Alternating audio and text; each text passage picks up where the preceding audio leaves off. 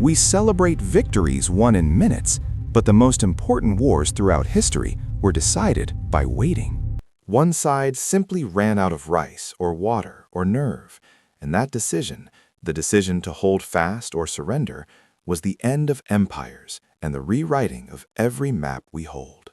Siege warfare is not a battle. It is a financial drain dressed up as a military operation. It demands tactical patience, a virtue utterly lacking in modern strategy, and logistical precision that borders on the impossible. While we romanticize cavalry charges and flanking maneuvers, the reality of siegecraft is far more brutal. It is the methodical, crushing application of engineering and bureaucracy, designed to inflict despair before a single wall is breached. The goal in a siege is never to destroy the enemy forces. It is to collapse their supply chain and their will to endure. The cost is astronomical for the besieger, demanding continuous delivery of food, water, and specialized equipment, from massive trebuchets to sophisticated tunneling systems, over months, sometimes years. Consider the textbook brutality of Julius Caesar's campaign at Alesia in 52 BC. Caesar wasn't just fighting the Gauls, led by Vercingetorix, inside the massive hill fort. He was fighting the entire Gallic relief army arriving to save them. His solution was a logistical and engineering triumph unparalleled in ancient military history. 2 continuous lines of fortifications built simultaneously.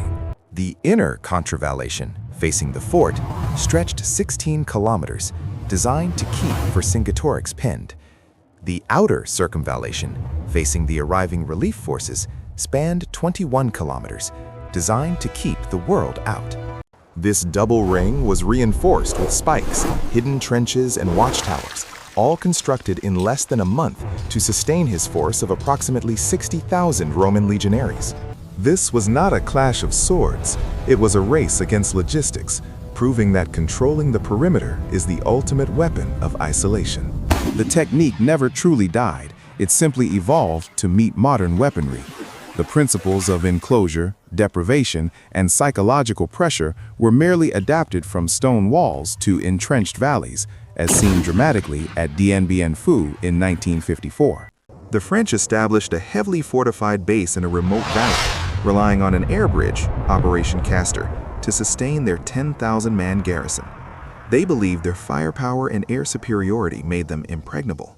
But General Giap understood the enduring truth of the siege. An isolated fortress is only as strong as its lifeline. The Viet Minh didn't need to overwhelm the French immediately. They needed to cut the artery and methodically apply crushing, sustained pressure. The key metric for the siege's success was not the strength of the concrete bunkers, but the sheer, agonizing effort required to manually drag heavy artillery, specifically the 105mm howitzers, piece by piece through 50 miles of jungle and mud, positioning them in camouflaged, pre-dug firing pits that entirely overlooked the French airstrip and key positions. This was a reverse siege. The besiegers were concealed and mobile. The besieged were static and exposed. The ultimate surrender was not forced by a final massive assault, but by the slow, inexorable destruction of the French ability to resupply, evacuate the wounded, and maintain morale. Dien Bien Phu proved that even with modern air power, control over movement and the basic deliverance of sustenance, food, water, and ammunition remains the fundamental deciding factor in prolonged conflict. It took 56 days for the French will to break, cementing the lesson that the most efficient victory is often the one where the enemy is simply starved into submission. Sieges teach us that winning requires months of soul-crushing boredom, followed by moments of sheer existential terror. But what happens when the enemy isn't waiting outside your walls, but is already inside your command structure, actively undermining the supply chain? Next time, we move beyond the battlefields to reveal the psychological profiles of history's most effective infiltrators, the agents who didn't steal secrets, but changed history from the inside out.